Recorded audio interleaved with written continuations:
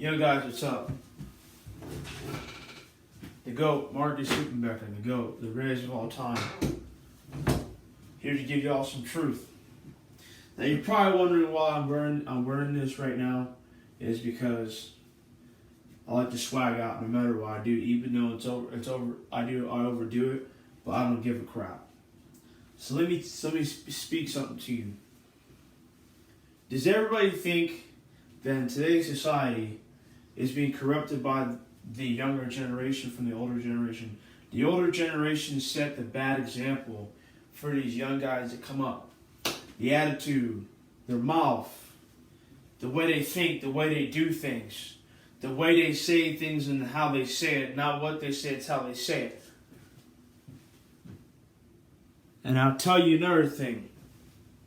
I've noticed since the older generation is starting to slip, the younger generation is taking over, and there's more disrespect. There's more insubordination. There's more hype involved with the younger generation. We messed up. We messed up big time, and that's why the parents now. Hold on a second.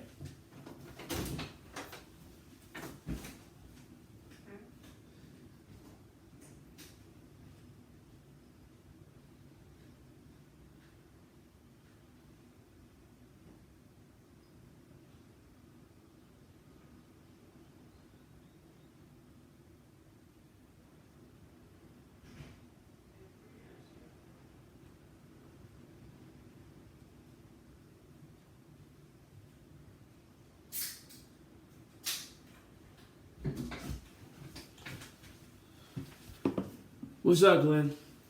But yeah, the younger generation basically took over, and they took it over with the iron fist.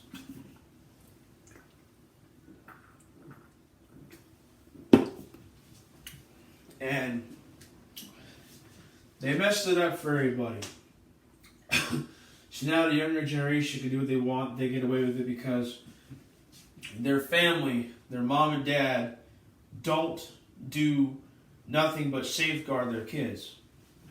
Like the gospel. The gospel's been chosen different ways to be spoken. And a lot of people don't understand what that means. There's more people believing not in God than there is people that believe in God. There's only a few Christians out there that believe in God. I believe in God no matter what. I may not go to church anymore, but I still know that God is real, and God blesses us every day to wake up, and life is not promised, it's privileged. So you take a little grain of salt of life and you throw it all over the ground, that salt's going to dissolve into the grass because the rain is taking all the sodium out of it. And what I mean by that, the kids nowadays don't know what the Bible really entails. I've read the Bible many times. I've written down some of the things that I knew about those verses that I read in each book of the Bible. The Bible is a very educational and knowledgeable book to read. It's the good book. I've been reading the Bible since I was a little young lad. And people don't realize this, but they don't think I'm a Christian. I am a Christian. I believe in God. My mouth doesn't agree with it, but my heart does. My heart bleeds and sweats the Holy Lord. And just like I strive to be the best in everything I've done, rather it's whooping tail, working out, playing video games, running my mouth, defending my family, supporting my nephew, supporting every young person out there. I am creating a better generation with some of the young guys and young girls that are following my footsteps. They come up and ask me, Marcus, why do you do this for? Why do you do that for? They ask me different things. And I say, well, the younger generation needs to know that I'm one of the old ones that can keep the good in it. I am no Mr. No Nonsense when it comes to that, ballistical, egotistical, mind frame, hypocritical. It's just a number of things. I spit in it. But what I personally do, hey Glenn, what's up, Aaron? Hey, Aaron, I see you, bro. Keep those videos going up. You're doing a great job. Tons of respect going your way.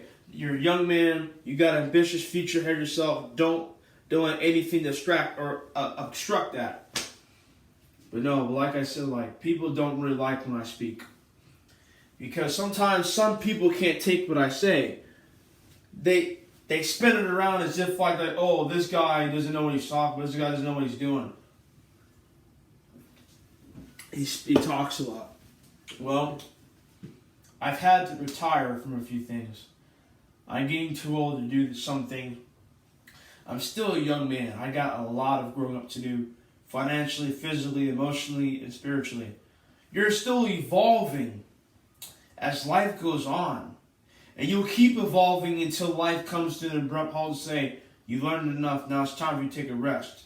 An indefinite rest. And you get to meet the Holy Lord face to face. And from what I know, and this is the true fact, from what I know, I've done a lot of things.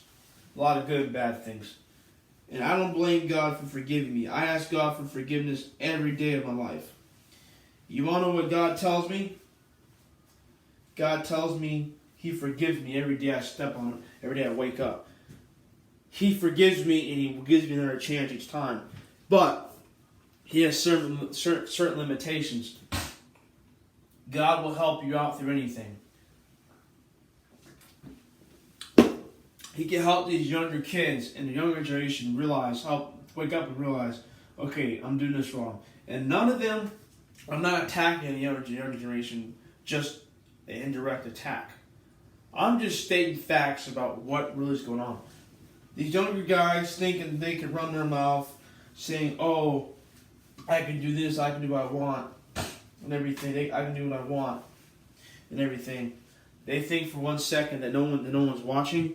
That's BS. They think no one's watching, so they're going to keep doing what they're doing. Now, I have spoken truth about this a lot. The younger generation can't take criticism. Sorry about that. My phone was being rude. Scam artist. But anyway, the reason why I do this is because, excuse me, sorry. Well, acid. But the younger generation, some of them look up to me. The other ones is like, who's this guy? What is he doing? What's his purpose here? Excuse me, sorry. But they don't know the truth of it hit in the face. I can spit the truth because no one else can swallow it. You know why we knew about that? Everybody, see, I spit it, the truth, but then they spit it back out because they can't handle the taste of it. Us older generation like Aaron and my boy Glenn. Hey Glenn, I see you. Congratulations. I saw your congratulation photos. You're doing a good job. Keep it up. I have respect for both of you guys that are viewing my videos. And most importantly, I raise the bar up every time I get up. I'm higher and higher each time, and the younger generation is like, Marcus, how you do this? Why are you always doing this? I say because I'm giving back. They gave the older generation gave me something that I can give back to the younger generation. It is called respect. It is called passing down the torch before the flame lights out. Keep the torch flowing, adding more oil and adding more butane oil to keep it lit. Now the time that the torch flies out is when people stop believing. People just get bored and walk away from it. What I mean by that is they're tired of going further. And another thing, when they're tired of keep going to the same thing, they get bored. And this is the one thing that the older generation does not like. Okay. I just lost. Let me think. Let me retrain my thoughts. Let me get it back. Let me think here. Okay. Now, for instance,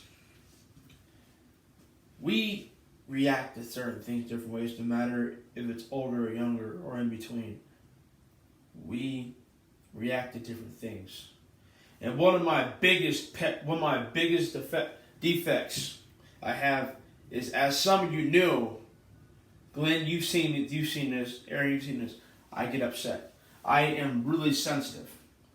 Now, for instance, okay, say if my day's going great, better than someone else's. Alright, say per se someone older or whatever. Someone that's higher up in age than me. Okay. They tell me something, I get temperamental, I'm going to say. Theoretically temperamental. And what that means is my emotions are running rapid to how I should react or how I should let it go. I've come to the conclusion to take it personally. It's inconclusively wrong to do that. And here's why. See, you can have a good, blessed day, no matter what the week is, no matter whatever comes of it. That one individual comes up to you and starts, bringing it down. And it hits your core. Once it hits your core, ball game. They got you. And they know you're going to feel for the rest of the darn day. And they're going to laugh in an inconceivable way. And you all know what that does to us? That tears us up inside. It makes us feel like crap. So we retaliate. Satan tells you to retaliate. You retaliate, it's going to come back at you and hit you in the face. And you ain't going to see it coming. Trust me. I've done it. I've been there and done it. I've done it so many times, it's not even funny. I'll tell you the truth. I'll tell you the God-forsaken truth. I've done and said some stupid things. And it was all out of emotion and anger. And back then, I didn't give a crap what happened. But now, as I'm getting into my later 20s and being a grown-up and being a full-grown man, it comes back and haunts me. I have thoughts about it. Now, I react to the insecurities of others. They are insecure because you are higher up than them. But see, they can manipulate their insecurities to someone that's having a better day than them. What's up, Jerron? It's good seeing you. They lead up to... Here's the thing. Let me give it back. They don't feed into other people's insecurities because that's how they get you. They get you into thinking... that, okay, this guy is pissing me off. What should I do? Back then, I would have split their wig. Like never had it. I would have split the wig like as if like it was cut off anyway. Trimmed off anyway, whichever one would have it. Or may have you. But now with how people are being so called protected, I can't do that anymore. I can't. I have to hold what's inside of me because if I let it out, somebody is going to get hurt. Someone's going to take it the wrong way. Someone's just going to have a shitty ass day by taking it personally. I've walked in those shoes before. I'm still walking in those shoes each day of the week. I wake up and say, God, I thank you for that. God tells me every time I wake up, you're the man. You have exceeded in great attitude and ambition. He wants you to believe and think and love the fact that He's given me another chance. He's giving you guys another chance at life each time you wake up. You all know what He also tells me? He tells me, don't give in to what Satan expects of you. You kick Satan's ass, you'll be the most predominant person ever to live on the face of earth. That's why they call me the GOAT. I exceed. I go higher. Each time I get back up. I may get knocked back down, but each time I wake back up and say, God, I got you. I know you got me. I got you. Jesus bleeds in my soul and heart every day I step forward. Every day that I'm in the gym, every day that I'm working out, every day I preach my gospel to the younger generation. They look up to me. They do what I do. They follow me. They do what they do to get right. And that's just making the older generation pissed off and jealous. I'm one of the main catalysts of change. I wake up every day and think and believe that, okay, God gives me another chance. God gives me creative ways in a lucrative fashion. And it's constitutive to this reason being because, okay, this is what we don't condone. It's unconstitutive.